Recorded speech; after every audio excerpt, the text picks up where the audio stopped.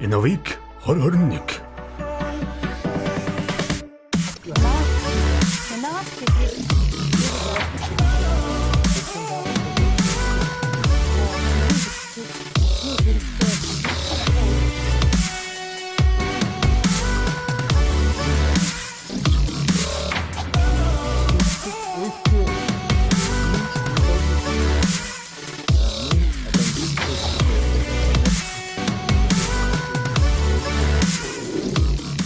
Инновацийн үйл ажиллагааг олон нийтэд сурталчлах, шинэлэг санаа, шинэ бүтээгдэхүүн үйлчлэгийг түгээн дэлгэрүүлэх, төр, хувийн хэвшлийн түншлэл, хамтын ажиллагааг өргөжүүлэх зорилготой Монголын инновацийн 7 хоног.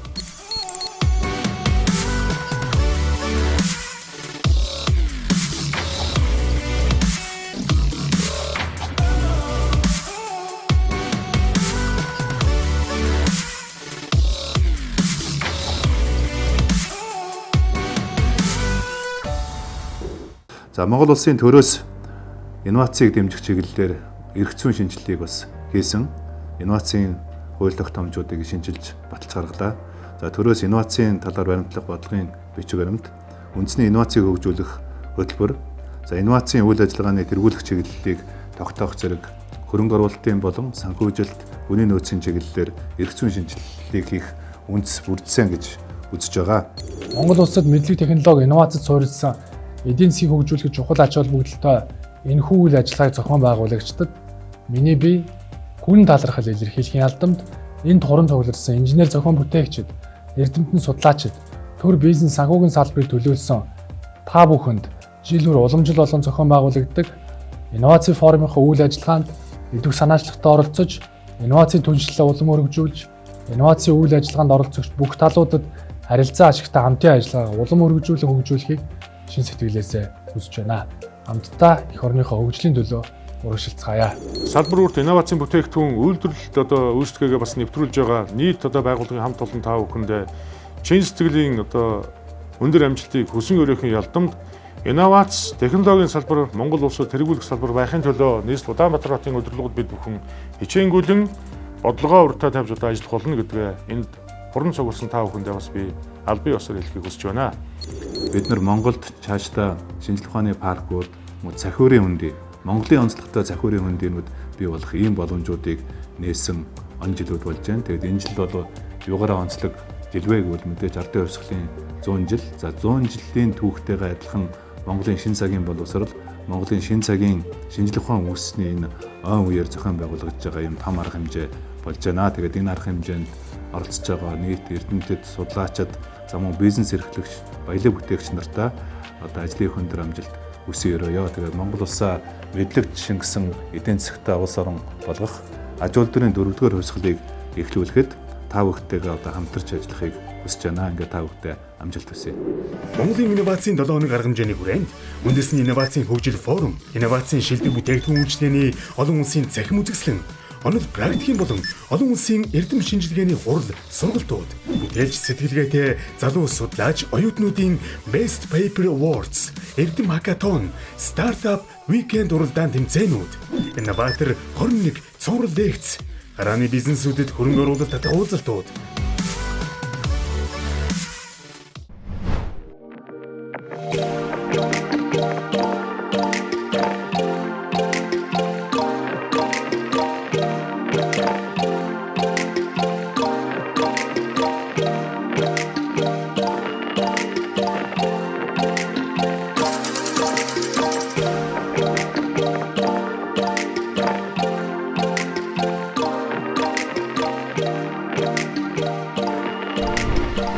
Энэ эрдэм шинжилгээний ажилтнуудыг хийсэн мэдлэг бол бүгдөө технологийн инновацийг сууруулж өгöd байгаа. Тэр утгаараа Акцийн бол энэ инновацийн үйл ажиллагаанд ялангуяа Монгол улсад инновацийн 7 хоног тэмдэглэдэг болсон тэр цагаас маш идэвхтэй оролцож байгаа.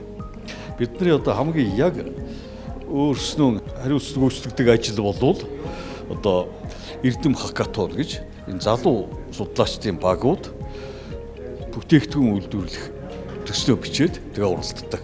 Энэ жил бол жишээл 15 баг орж ш. Их олон баг. Тэгээ шалгарсан багуудаар нь хөрөнгө оруулалтын дэмжлэгийг манай яамнаас активаас өгөөд ингээд цаашдаа үйлдвэр болоо явуулдаг энэ бол. Үндэсний инновац экосистем бүрдэж гэмээр одоо энэ эрүүл системээр дамжаад мэдээ шингэсэн эдийн засагт аж үйлдвэрийн салбарууд нэвтрэн ингэснээрээ одоо нэмэн үрдэг шингэсэн бүтээгдэхүүн хөгжлөнд инновацийн бүтээгдэхүүн хөгжлөнд олноор бий болоод эргээд эдийн засагтаа төрөлжилт бий болох энэ арга хэмжээг хийнэ гэж зорж байгаа. Энэ ч үднээсээ одоо үндэсний инновацийн тогтолцоо хөгжүүлэх хөтөлбөрийг мөрсөн засгаас болсон энийг хэрэгжүүлэх тал дээр бол төр хувийн хвшил орон нутгийн төрийн засааны байгууллагууд бүгд нийлээд хамтран ажиллахаар энэ төлөвлөгөө боловсруулсан байгаа. Мөн одоо орон нутгуудад одоо ихэнх тухайн орон нутгийн онцлогыг тохирсон инновацийн бүтээгдэхүүн хөгжлийг бий болох үед тал дээр бол босоо шинжилгээний яамны зүгээс бусад одоо орон нутгийн аймаг орон нутгуудтай хамтарч ажиллахаар ингэж зорж ажиллаж байгаа. За бидний хувьд бол баш оюутны стартап гэж хөтөлбөрийг явуулдаг. Энэ хөтөлбөр бол баг хагас жилийн турш явагддаг. Тэгэхээр хавар нь бол яг багууд маань багш оюутнууд оюутан дотроо бас суралцагч дотроо бакалавр, магистр, докторих дээрээс нь бас олон салбараас хамаарсан баг бүрддэг. Энэ багууд маань хавар нь хакатоно зохион байгуулад тэндээс шалгарсан багуудаа бид нэр зуны турш яг бизнесийн салбарт энэ гарааны бизнес салбарт ажилтаа явж байгаа мэргэжилтэнгүүдээр бол сургалтаа зөвлөгөө өгөх үйл ажиллагаанд явуулаад ингээд намар гэхээр багууд маань хэдийгээр судлаач нар ч гэсэн бизнес төлөвлөгөөтэй болоод хөрөнгө оруулагч танилцуулах хэмжээнд очдог. Тэрний дагуу шалгаруулж бол анхны гарааны санхүүжилтийг өгдөг байгаа. За энэ жилийн Монголын инновацийн 7 хоногт бол стартап маркетинг спейс компани 3 дахь жилдээ оролцож байна. За тэгээд энэ жил бол бид нар яг энэ хөдөө аж ахуйн салбарт бий болсон эрдэмтэн судлаачдын инновацийн бүтээлийг хөрөнгө оруулагч нартай холбох эдийн засгийн эргэлтэнд орох боломжийг одоо эрэлхийлсэн зорилгоор инновац ба хөрөнгө оруулалт гэсэн бизнес уулзалтыг зохион байгууллаа. За тэгээд энэ арга хэмжээнд нийтдээ 34 одоо инновацийн төсөл одоо шинжилгээ ухааны актем болон түүний салбар хүрээлэнгүүд хөдөө аж ахуйг сургуул за бусад одоо хувь хүмүүсийн ингээд төслүүд ирсэн. За тэндээс бид тодорхой үе шат шалгаруулалтаагаар одоо шалгаруулад 9 одоо инновацийн компанийг хөрөнгө оруулалтаа уулзах за 7 хөрөнгө оруулалтаа уулзах юм арга хэмжээ зохион байгууллаа.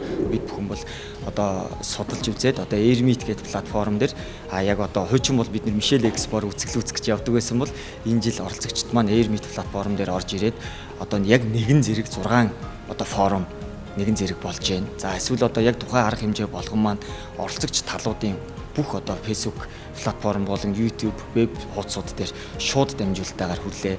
За тэгээд яг бид нэр зохион байгуулагчийн зүгээс харахад эрдэм шинжилгээний салбарынхан маань илүү юм нэгт уялдаатай оролцож төр хувийн хвшлийн оролцоо төдийгүй одоо хоёр юм нөгөө салбарынхан хоорондоо илүү юм уялдаатай ажиллаж чадж байгаа нь бол их бахархууштай сайн үр дүн өгж гэнэ гэж харж байна.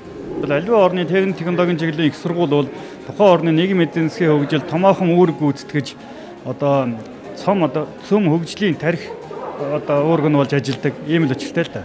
Тэгэхээр шинжилгээ ухааны технологийн их сургууль энэ хариуцлагатай өөрийн хүрээнд бас одоо гадны дотны байгууллагууд дотоодын үйлдвэрлэгч нартайгаа хамтран ажиллахыг хичээд зорж ажиллаж байна. Төр хувийн хвшлийн ихтэй сургууль эрдэм шинжилгээний хүрээлэн төвүүд бүгдээрээ маш идэвхтэй оролцлоо.